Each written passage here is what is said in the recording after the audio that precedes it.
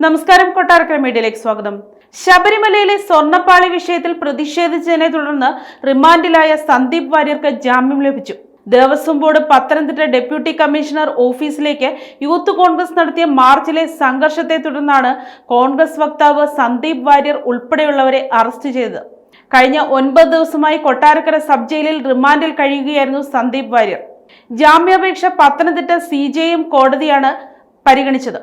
കേസിൽ സന്ദീപ് വാര്യർ ഉൾപ്പെടെ 17 കോൺഗ്രസ് പ്രവർത്തകർ കൊട്ടാരക്കര സബ് ജയിലിലാണ് കഴിഞ്ഞിരുന്നത്.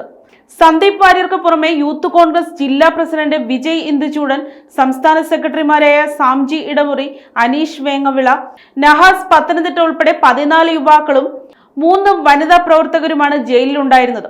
കേസിൽ 1-ാം പ്രതിയാണ് സന്ദീപ് വാര്യർ. വിജയ് ഇന്ദുചൂടനാണ് 2-ാം പ്രതി. സന്ദീപ് വാര്യരുടെ ഉദ്ഘാടന പ്രസംഗത്തിന് പിന്നാലെ പ്രവർത്തകർ അക്രമാസക്തരാവുകയായിരുന്നു. പ്രവർത്തകരെ നിയന്ത്രിക്കാൻ ഇടറോഡിൽ പോലീസ് ബാരിക്കേഡുകൾ സ്ഥാപിച്ചിരുന്നെങ്കിലും പ്രവർത്തകരെ പോലീസിന് നിയന്ത്രിക്കാനായില്ല. ബാരിക്കേഡ് മറികടന്നവർ തിരുവിതാംകൂർ ദേവസ്വം ബോർഡ് ഡെപ്യൂട്ടി കമ്മീഷണറുടെ ഓഫീസിന് മുന്നിലെത്തി. ഓഫീസിന് മുന്നിൽ പ്രവർത്തകർ തേങ്ങ ഉടയ്ക്കുമെന്നായിരുന്നു ആദ്യം അറിയിച്ചത്.